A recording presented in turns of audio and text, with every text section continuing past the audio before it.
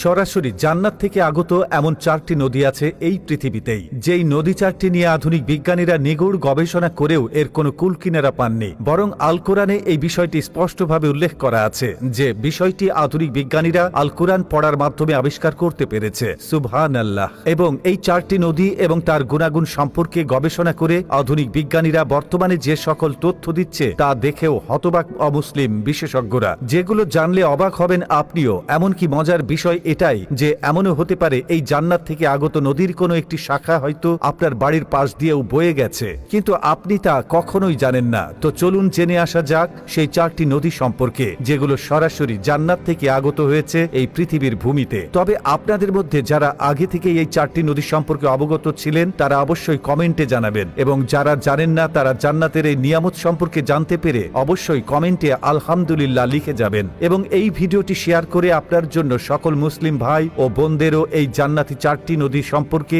অবগত করে দিন। প্রিয় দর্শক, আমাদের পৃথিবীতে অসংখ্য নদী আছে যার মধ্যে 4টি নদী সরাসরি জান্নাত থেকে এসেছে। আমাদের প্রিয় নবী হযরত মুহাম্মদ সাল্লাল্লাহু আলাইহি ওয়াসাল্লামকেও একটি নদী দান করা হয়েছিল, যেখান থেকে প্রিয় নবী তার সকল তৃষ্ণার্ত উম্মতদেরকে হাসরের ময়দানে পানি পান করিয়ে তৃষ্ণা মেটাতে পারবেন। সহিহ মুসলিমের হাদিসে উল্লেখিত এই 4টি নদী জান্নাতের সাথে সরাসরি সম্পৃক্ত বলে ঘোষণা করা হয়েছে। এর মধ্যে প্রথমেই রয়েছে মিশরের নীল নদ। এই নদী সম্পর্কে সহিহ মুসলিম হাদিসে বিশেষভাবে উল্লেখ করা হয়েছে, যেখানে রাসূলুল্লাহ সাল্লাল্লাহু আলাইহি ওয়াসাল্লাম বলেছেন নীল অপর 2 নদীর সাথে সম্পৃক্ত হয়েছে। সহিহ মুসলিম হাদিস নম্বর 164। নীল নদীর সাথে ইসলামের সবচেয়ে বড় ঐতিহ্যের সাথে সম্পৃক্ত হয়েছে। যদি নবী মুসা আলাইহিস সালামের ঘটনা জেনে থাকি তাহলে সুস্পষ্টভাবে তা বুঝতে পারবো। নবী করিম সাল্লাল্লাহু আলাইহি ওয়াসাল্লাম মেরাজে গিয়ে জান্নাতের 4টি নদী দেখেছেন, তার ভেতরে একটি হচ্ছে নীল নদ।